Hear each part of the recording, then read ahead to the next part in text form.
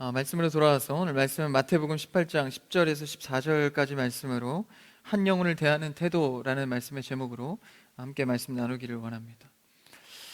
오늘 말씀은 굉장히 우리가 익히 알 수 있고 또 이렇게 들어온 말씀입니다. 이 영혼에 대한, 하나님께서 그 한 영혼을 추적하시고 그 영혼에 대해서 결국은 견인하셔서 구원에 이르기까지 포기하지 않는 그 예수 그리스도의 사랑을 오늘 말씀에서 잘 나타내고 있습니다. 근데 이것은 단순한 예수 그리스도의 사랑으로 끝날 문제가 아니라 우리의 삶에 적용할 예수 그리스도의 삶의 모습이다라는 것이죠. 우리는 항상 예수님을 따라가야 합니다. 우린 예수님을 닮아가야 합니다. 그런데 그 단순히 그냥 닮아가자 따라가자 외친다고 되는 것이 아니라 실제 예수님이 원하는 방법을 알아야 하는 것이죠. 예수님이 어떻게 사역하셨나? 사람들을 어떻게 돌보셨나? 어떻게 리드하셨나? 지금의 세대는 우리가 청년의 시대와 삶을 살아가면서 이 리드하지 못하면 살아남을 수 없는 시대입니다. 앞에 서야 하고 마이크를 잡지 않으면 살아남을 수 없는 시대가 바로 오늘날의 시대입니다. 그래서 요새는 뭐 개인 방송도 많이 하고 사람들 앞에 서는 게 그렇게 어려운 일이 아니게 됐습니다. 그래서 그런 리더십이 없으면 사실 이 사회에서 살아남기가 굉장히 어렵죠. 근데 사회에서 원하는 리더십과 이윤을 추구하는 리더가 있고 성경에서 말하는 리더는 조금 다릅니다. 예수님의 리더법, 오늘 말씀을 통하여서 깨닫게 되기를 축복합니다. 그래서 오늘 말씀의 제목처럼 말이죠, 한 영혼, 영혼에 대한 문제입니다. 이 교회가 세워짐에 있어서 어려운 점은 바로 영혼을 대하는 문제이기 때문입니다. 세상에서는 뭐 법도 있고요, 감정의 문제도 있습니다.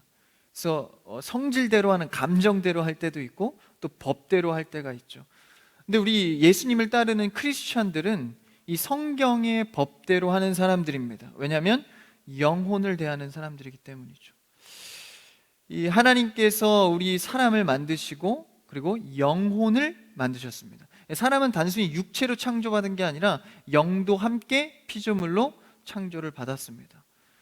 그러므로 우리는 이 하나님께서 지어주신 육신의 관계뿐만 아니라 영혼적 관계도 늘 생각해야 합니다. 그래서 하나님께서는 이 예수님을 통하여서 영혼의 관계를 잘 알려주셨죠. 그래서 오늘 말씀의 제목처럼 한 영혼을 대하는 태도에 따라서 우리의 신앙생활의 방향이 달라집니다. 사람의 관계도 말이죠, 한 사람에 대해서 어떻게 태도를 갖고 어떻게 말하고 행동하느냐에 따라서 그 사람을 평가하기도 합니다. 뭐 좀 보잘것없어 보이는, 사회적으로 인정 못 받는 사람에 대하는 그 사람의 태도라든지, 아니면 약자에게 강하고 강자에게 약한 모습이라든지, 한 사람의 관계 속에서 어떤 태도를 갖냐에 따라서 그 사람을 평가할 수 있습니다. 이 신앙인도 마찬가지입니다. 한 영혼을 대하는 태도에 따라서 하나님의 평가는 달라집니다. 네가 약한 자의 그 한 영혼에 대해서 얼마나 집중하고 기도하고 섬기고 있는가, 그 약한 자, 작은 자 하나에게 한 것이 곧 나에게 한 것이다라고 평가할 정도로 한 영혼의 관심은 하나님께서 대단히 크게 생각을 하고 있는 것이죠. 저도 처음에 이제 사역자, 이 사역을 하기 전에 이 소명을 받을 때 말이죠, 이 소명을 받을 때 저는 성경의 말씀으로 소명을 받았습니다. 하나님께서 한 영혼에 대해서 어떻게 구원하시는지를 성령을 통해서 깨닫게 하시면서 저에게 소명을 주셨습니다. 그때 저에게 제 마음속에 잠도 자지 못하고 불길같이 솟아오르는 마음이 바로 한 영혼에 대한 묵상이었습니다. 하나님이 나 같은 미물 같은 존재도 이렇게 구원의 계획을 세우셨는데 이 수많은 자들의 한 영혼을 하나님이 어떻게 바라보고 계신가. 그때 제가 그 소명을 받고, 야, 한 영혼을 위한 목회, 한 영혼을 위한 사역, 내가 하나님 앞에 부르신 대로 행해야겠다. 그러니까 사실 하나님의 일을 한다는 것은 사실 거창한 일이 아닙니다. 뭐 수적 부흥이나 교회를 키워가고 내가 많은 봉사, 은사를 받고, 그게 아니라 한 영혼에 대해서 내가 얼마나 관심을 갖고 집중하고 있냐라는 것이죠. 그럼 먼저 우리가 얼마나 귀한 영인지를, 얼마나 귀한 영혼으로 창조받았는지를 먼저 깨달아야 합니다. 내가 누구인지 알고 내가 누구인지를 깨달아갈 때 내가 그 한 영혼에 대한 섬김과 사랑을 실천할 수 있는 것이죠.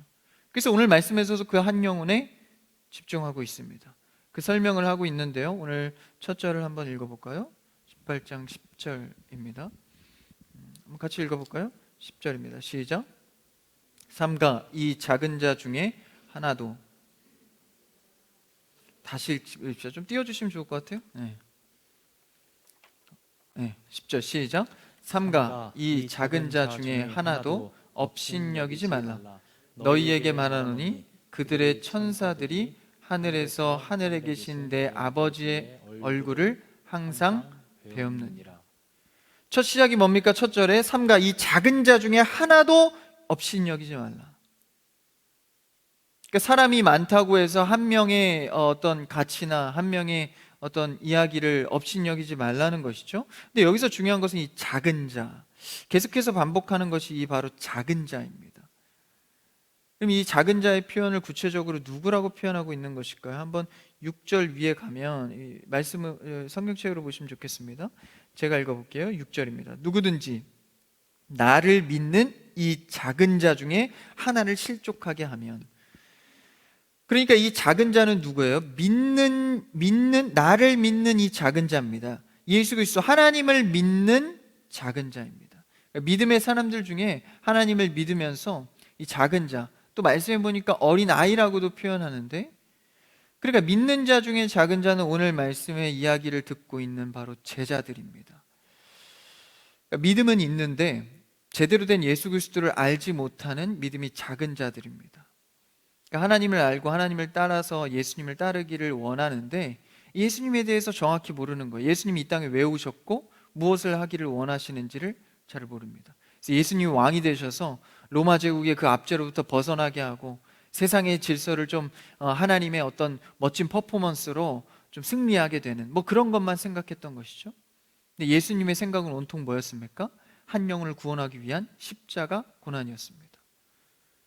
그러니까 이 제자들의 믿음은 굉장히 어린 자, 작은 자였던 것이죠. 근데 그렇다 할지라도 10절에 보니까 이 작은 자 중에 어느 하나도 업신여기지 말라는 것입니다. 그게 뭐예요? 하나님의 방법입니다. 하나님의 리더십의 방법이에요. 한 영혼도 놓치지 않는 거죠.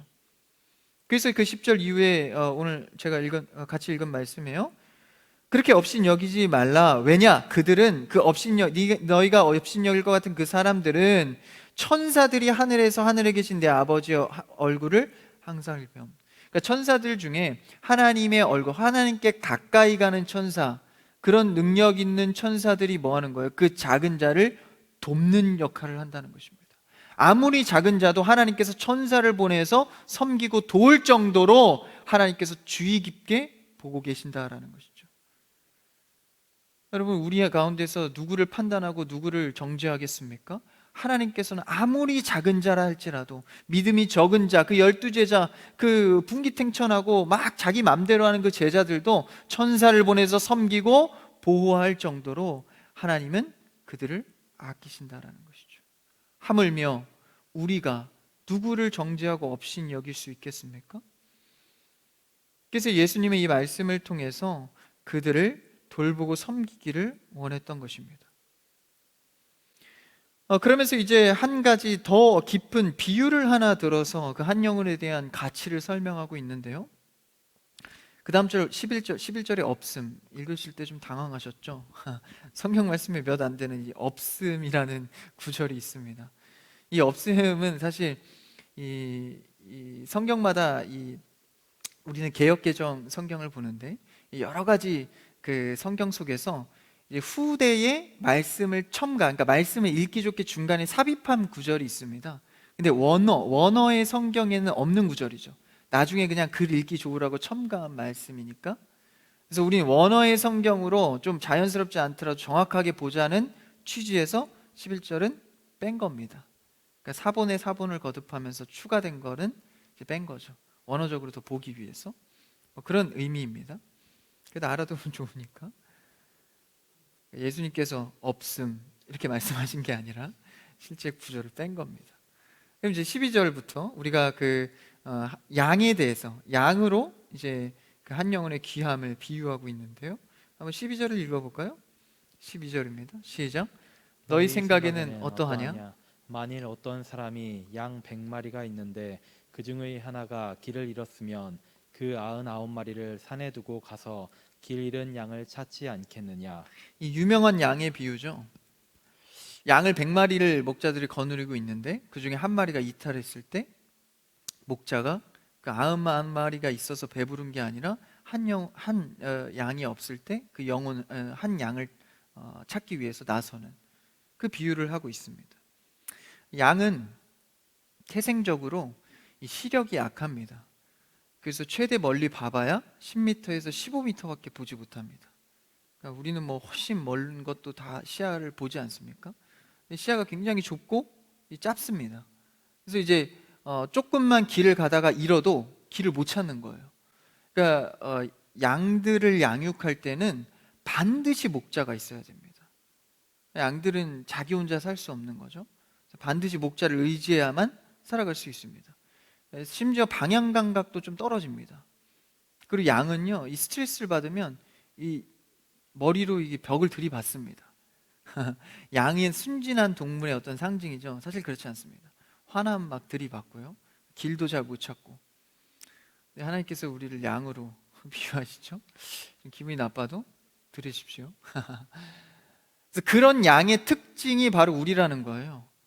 10m, 15m가 삶의 전부인 줄 그냥 내가 잘 안다고 생각하죠. 근데 가다 보면 길을 잃고 도움을 요청하죠. 그때 반드시 필수적인 게 바로 목자의 역할입니다. 그래서 100마리의 양이 있지만 한 마리의 양이 길을 잃었을 때 이 참된 목자는 그 한 마리를 위해서 찾아 떠나는 겁니다. 100마리가 있다고 야 한 마리쯤이야 무시하는 게 아니에요. 업신 여기는 게 아닙니다. 그 한 영혼을 위해서, 한 양을 위해서 찾으러 떠나는 겁니다. 절대 지나치거나 무시하지 않는 거죠. 찾으러 나서는 것입니다. 그러니까 한 마리 양의 가치의 귀함. 그럼 우리가 쓸데없는 상상을 한번 해보면, 그럼 99마리는 내버려 두고 한 마리만 위해서, 그럼 99마리는 버려진 거냐? 쓸데없는 생각을 하게 됩니다. 양을 100마리 정도 거느릴 정도면 목자를 여러 명 둡니다. 반드시 여러 명 두게 되어 있습니다. 그래서 그 목자에게 맡겨두고 가는 것이죠. 그러니까 쓸데없는 상상은 하지 않아도 괜찮습니다. 어쨌든 이 목자는 한 영혼을 위해서 길을 나섭니다.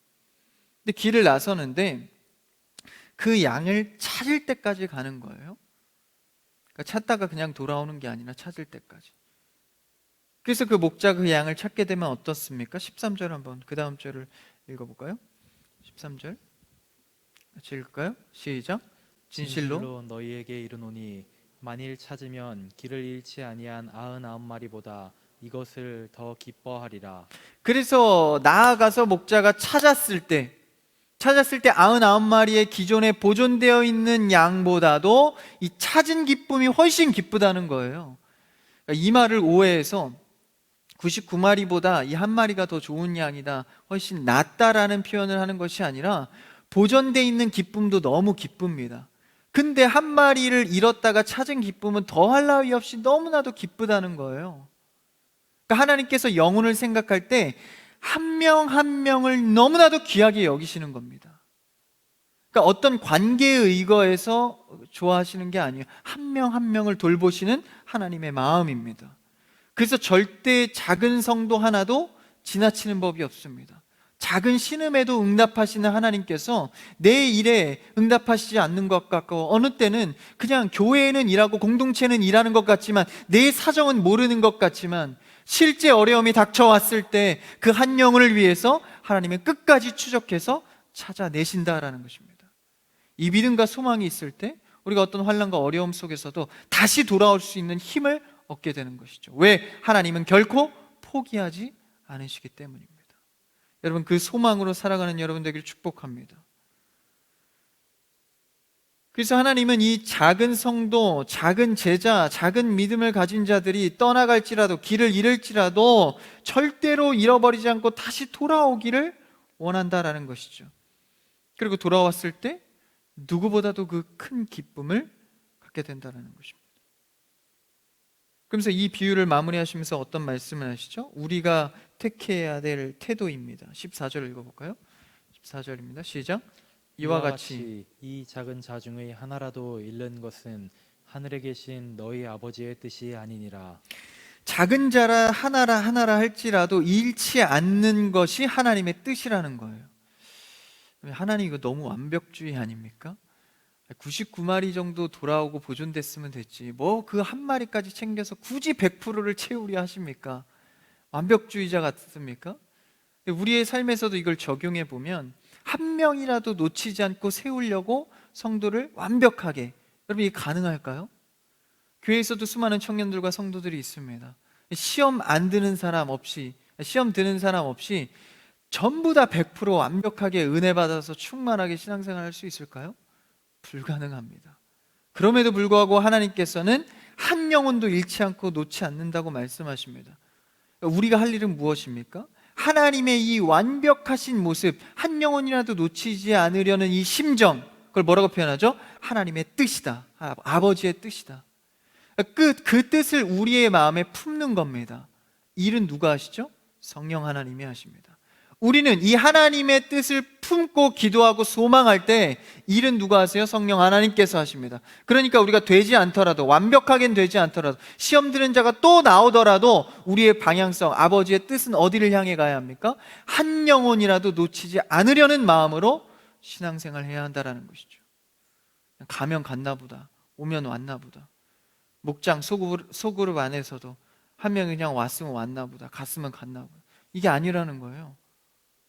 하나님께서 원하시는 뜻을 내 마음에 품었으면, 주님, 나는 저 시 없는 영을 위해서 할 수 있는 게 없습니다. 성령이여 도와주시옵소서. 저를 돌아오게 하옵소서. 저를 신경 쓰게 하옵소서. 저를 위해서 기도하게 하옵소서. 한 영혼을 놓고 기도하고 나아가는 것이죠. 아버지의 뜻에 내 방향을 놓고 나아가는 것입니다. 안 된다고 해서 뜻을 갈리면 하나님의 뜻을 이룰 수가 없는 것이죠. 안 돼도 아버지의 뜻을 따라가는 겁니다. 그럴 때 기적은 우리에게 이루어지는 것이죠. 안 되는 것이 되게 되고 응답이 되어지는 것입니다. 그래서 그 작은 자, 작은 성도, 잃어버리지 않기 원하시는 아버지의 뜻, 우리의 태도가 그러해야 합니다. 태도와 결과는 다를 수 있습니다. 내가 아무리 그러한 마음으로 태도를 가져도 결과는 다르게 나올 수 있는 것이죠. 하나님 일 가운데 아버지의 뜻에 내 그 태도를 둔다면 하나님께서 일하실 때 완벽히 일하십니다. 그래서 그 하나님의 뜻이다. 그 작은 자, 작은 성도, 그 어린아이라고도 표현을 하죠. 신앙에 어린아이들이 많습니다. 아니, 대부분이 어린아이입니다. 그 중에서도 아버지의 뜻을 오늘 알려주셨잖아요. 그렇죠? 사실 말씀을 보다 보면, 신앙생활을 하다 보면 하나님의 마음을 알기가 어렵습니다. 기도해봐도 응답이 없고 내가 찾아봐도 찾아지지 않는 것이 하나님의 마음입니다. 그럴 때마다 말씀에서 하나하나 알아갈 때 얼마나 이 기쁨이 있는지 몰라요. 하나님께서 이 마음을 성경에 실어 놓으시고 내가 그걸 알아갈 때 그 중에 하나가 뭐라는 거예요? 하나님께서는 영혼 하나라도 잃지 않으려는 그 마음, 그걸 하나 깨닫게 되는 것이죠. 그래서 그 태도를 내가 갖는 겁니다. 한 영혼이라도 놓치지 않으려는 마음. 그럴 때 내 주변에 있는 그 작은 영혼들, 어린 영혼들, 미숙한 영혼들, 이 영혼들에 대해서 태도가 달라지는 겁니다. 하나님이 저러한 영혼도, 믿음이 약한 자도 돌아오기를 그토록 한 영혼을 원하시는데 내가 저를 위해서 어떤 말과 행동과 태도를 해야 될까? 우리의 신앙이 정리되는 것이죠. 제가 예전에 어떤 한 영상을 봤는데 한 유명한 배우입니다. 이 탑 배우인데 그 배우가 이렇게 왜 영화나 드라마를 시작하기 전에 이런 시사회라 그러나요? 뭐 이렇게 인터뷰하는 시간을 갖지 않습니까? 그래서 그 탑 배우가 이제 여러 배우들이 있고 뭐 아역 배우들도 있었던 것 같아요. 근데 그 중에 어떤 한 배우가 뭐 이제 질문을 받았겠죠, 기자들한테. 뭐 영화 이렇게 촬영하면서 어떤 것들을 뭐 배우고 어떤 일이 있었습니까? 에피소드를 물으니까 나는 이 아역 배우들이 이번 영화에 많이 나왔는데 이 어린아이들에게 대해서 너무 많은 것을 배웠다. 나는 내가 연기하고 이런 것들이 이렇게 잘하고 내가 배우고 하고 이런 건 줄 알았는데 어린아이에게서도 배울 것들이 있더라. 아주 이렇게 삶에서 나온 적용에 좋은 이야기였습니다. 근데 옆에 있던 한 배우가 갑자기 시키지도 않았는데 마이크를 드는 거예요. 그래서 그 방금 말했던 그 배우를 이제 좀 지적하면서, 어린아이에게 배울 게 뭐가 있냐, 어른이 커서 어린아이들을 가르쳐야지, 얼마나 넉넉고 살았으면 어린아이들에게서 배우냐, 이런 얘기를 하는 거예요. 그 옆에 있던 또 다른 배우가 이렇게 툭툭 치면서 진정하라고 왜 이러냐고, 뭐 이런 영상을 봤습니다. 그렇지 않죠. 어린아이에게서 배울 것이 얼마나 많은지 모릅니다. 저는 어린아이들 사역을 하면서 제가 얼마나 많이 어린아이를 보고 깨졌는지 몰라요. 이 교만함이 굉장히 많이 드러나지고, 근데 그런 거를 보면서 동의할 사람이 있을지 모르겠습니다. 거의 다 동의하지 않죠. 어린아이에게서, 지극히 작은 자에게서도 배울 것이 얼마나 많은지 모릅니다. 하물며 그 어린아이나 어린 믿음이 있는 자들을 업신여기고 내 마음대로 판단한다? 아버지의 뜻이, 하나님의 뜻이 아니라는 것입니다. 한 영혼을 향한 마음, 어떤 태도를 가질지, 나의 생각은 어디로 흘러가고 있는지를 명확히 봐야 하는 것이죠. 모두에 말씀드렸다시피 교회는, 한 교회가 세워지기란 평생 쉽지 않습니다. 한 목회자가, 한 사역자가 교회의 일생을 바쳐도 교회가 잘 세워지기는 쉽지 않습니다. 말씀드렸다시피 영혼을 대하고 영혼을 세워야 하는 일이기 때문입니다. 돈이 있다고 교회가 세워질까요? 시스템이 갖춰졌다고, 프로그램이 좋다고 교회가 세워질까요? 그렇지 않습니다. 한 영혼 한 영혼이 세워질 때 교회는 세워집니다. 그렇다면 우리가 집중해야 될 것은 무엇입니까? 사회처럼 법에 집중할까요? 감정을 집중할까요? 회사처럼 돈의 이익을 집중할까요? 어떻게 하면 내가 유익을 낼 수 있을까? 그 이익적인 계산을 하는 것이 아니라, 교회는 세워지기 위해서 한 영혼이 얼마나 세워지고 있는가를 관심 가져야 합니다. 그게 하나님의 사랑의 법이고 그게 하나님의 질서입니다. 그래서 그 한 영혼을 대할 때는 굉장히 조심스럽게 대해야 됩니다. 말 한마디 할 때, 행동 하나 할 때 혹시나 상처를 주지 않을까, 내가 참아야 되지 않을까, 그 거룩한 부담감 속에서 하나님이 기뻐하시는 교회는 세워지는 것이죠. 그래서 우리는 한 영혼의 소중함을 알아가야 합니다. 마태복음 16장 26절에서는 이렇게 말하고 있습니다. 한번 읽어볼까요? 있나요? 한 장, 두 장만, 한번 읽어봅시다. 시작. 사람이 만일 온 천하를 얻고도 제 목숨을 잃으면 무엇이 유익하리요? 사람이 무엇을 주고 제 목숨과 바꾸겠느냐? 내서 만한 목숨 무엇입니까? 하나님께서 우리를 구원하시고자 하는 생명의 목숨입니다. 그러니까 이 한 영혼의 구원의 문제, 한 영혼이 세움받는 것보다 중요한 게 뭐가 있냐는 거예요. 천하의 그렇게 귀한 모든 것들도 이 한 영혼의 생명의 구원보다도 못하다라는 겁니다. 이게 여러분 비유의 어떤 표현 같지만 그게 아니라 실제입니다. 왜 그렇죠? 천하보다 귀한 누굽니까? 하나님, 예수 그리스도가, 그러니까 이 천하보다 위에 계신 예수 그리스도가 낮아지셔서 한 영혼을 위해서 죽으셨습니다. 그러니까 방금 읽은 마태복음 16장 26절은 우리 듣기 좋은 비유의 말씀이 아니라 실제의 말씀입니다. 그러니까 천하를 팔아서라도 한 영혼을 사는 겁니다. 천하보다 귀한 예수 그리스도를 죽여서라도 한 영혼을 사는 것이죠. 이게 하나님의 사랑의 방법입니다. 하물며 그 사랑을 받은 우리가 한 영혼에 대해서 어떻게 대하고 있냐라는 것이죠. 굉장히 중요한 문제입니다. 이 문제와 태도가 결국 나를 세우고 교회를 세워간다라는 거예요. 아무리 신앙생활 열심히 하고 내가 섬김도 하고 은사도 받았는데 내 신앙의 성숙이 일어나지 않고 기도에 응답이 없는, 축복의 길이 열리지 않는 이유가 무엇입니까? 내가 한 영혼을 대하는 태도에 그 시작이 있습니다. 여러분은 한 영혼에 대해서 어떤 생각을 하십니까?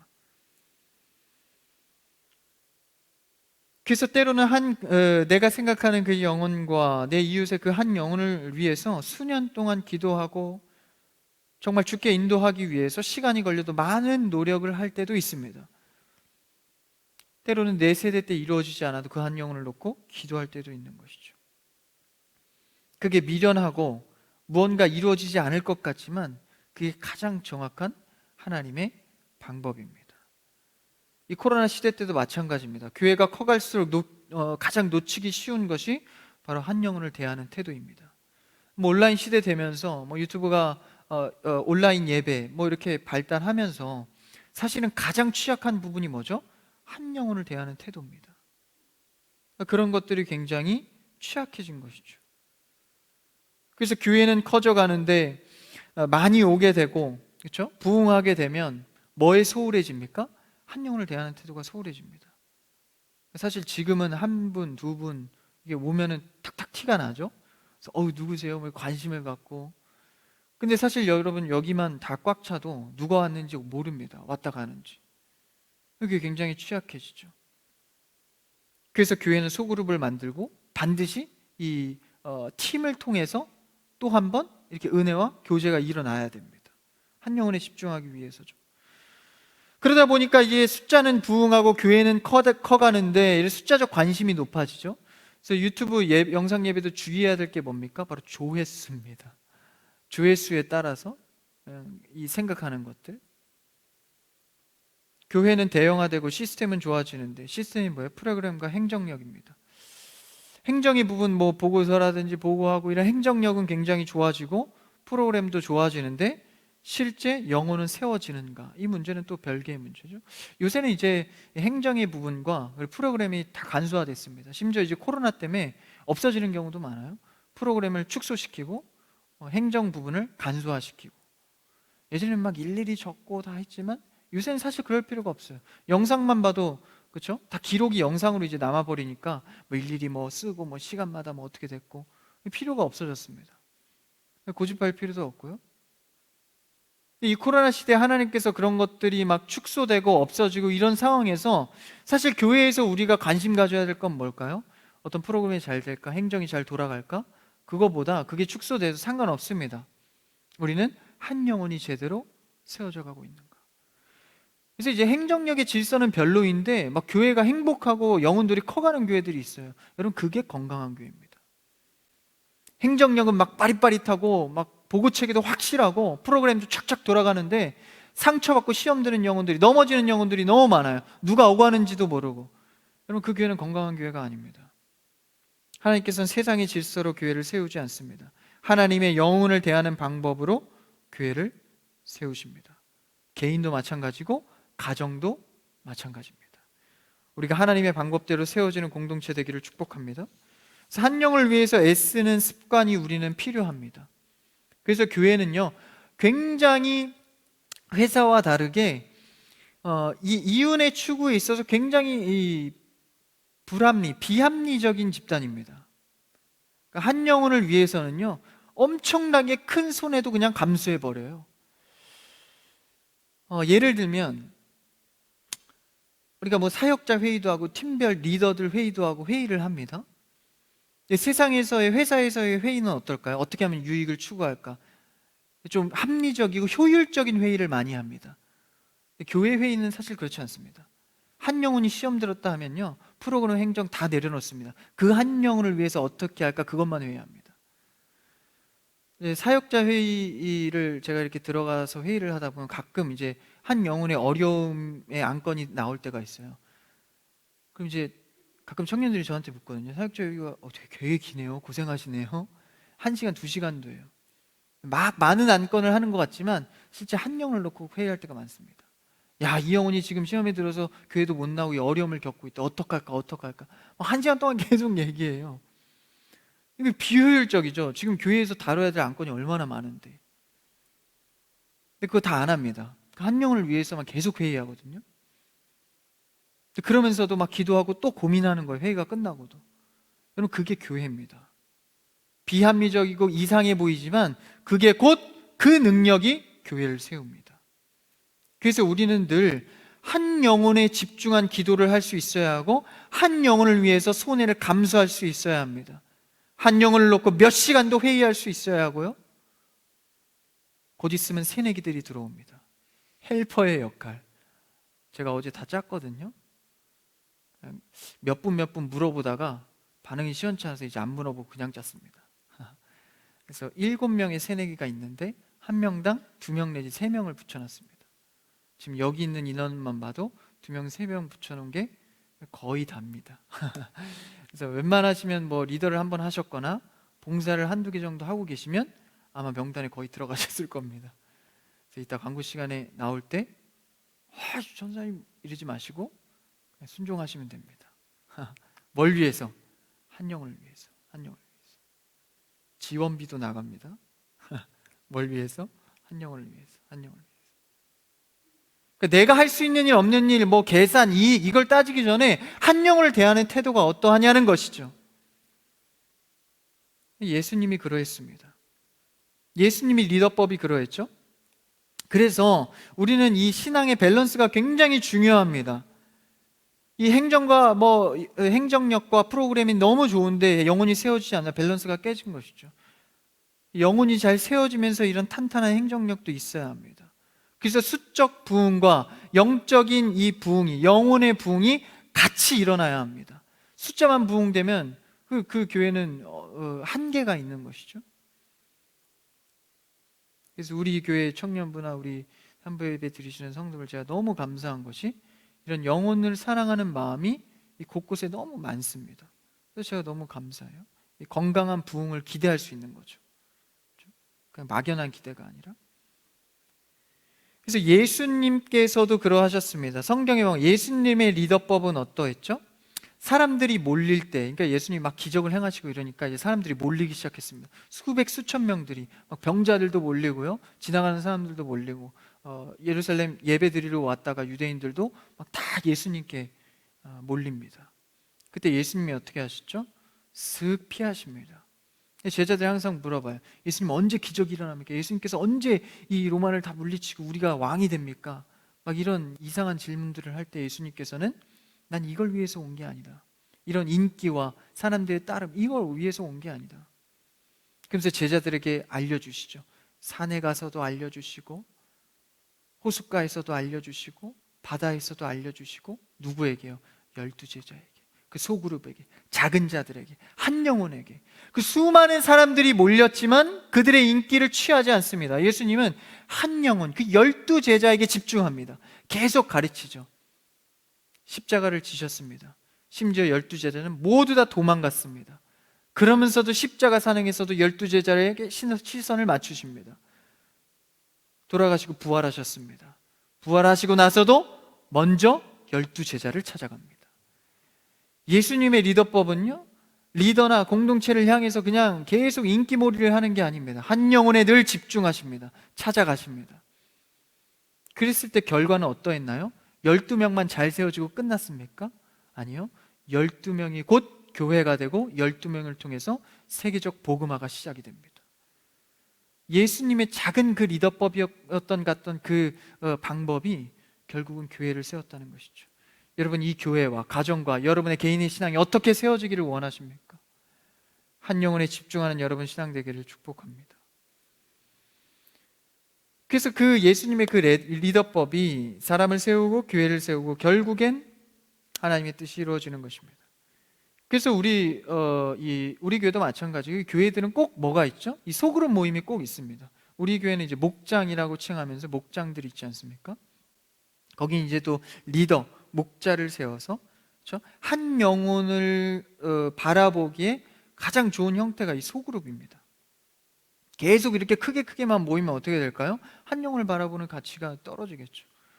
여러분, 소그룹 안에서 목자뿐만 아니라 서로 한 영혼을 대하는 태도가 날로 귀해지기를 축복합니다. 그래서 한 영혼이 무슨 일이 생기면 탁 나설 수 있고 기도할 수 있고, 그렇죠? 그런 관계가 되어야 한다는 거예요. 그래서 저도요, 물론 이제 지금은 좀 가능하지만 나중에 좀 많아지고 또 많은 청년들을 대하다 보면 한 명 한 명 어떻게 다 이렇게 하겠어요, 그렇죠? 그래서 제가 집중하는 방법은 예수님의 리더법입니다. 저는 목자를 굉장히 신뢰합니다. 목자들이 잘나거나 신뢰할 만해서 하는 게 아니라 그 목자의 자리를 신뢰하기 때문에요. 그래서 1차 동역자가 바로 목자입니다. 그래서 저는요, 다른 사람의 말보다 목자의 말을 굉장히 신뢰합니다. 저는 목자가 심지어 거짓말을 해도 저는 그 말을 믿고 일을 진행을 합니다. 거짓말한 적은 아직까지 없어요. 걸리지 않은 걸 수도 있고 저는 그 말을 무조건 신뢰합니다. 왜? 하나님의 직분을 통해서 일하실 것을 아시기 때문에. 제가 그 한 영혼 한 영혼에 집중하는 그 목자들과 목원들, 여러분, 그렇다면 여러분의 이 리더법은 어떠해야 합니까? 여러분들도 한 영혼에 집중할 수 있는, 그래서 그 영혼이 또 다른 영혼을 바라보고 세우고, 그렇죠?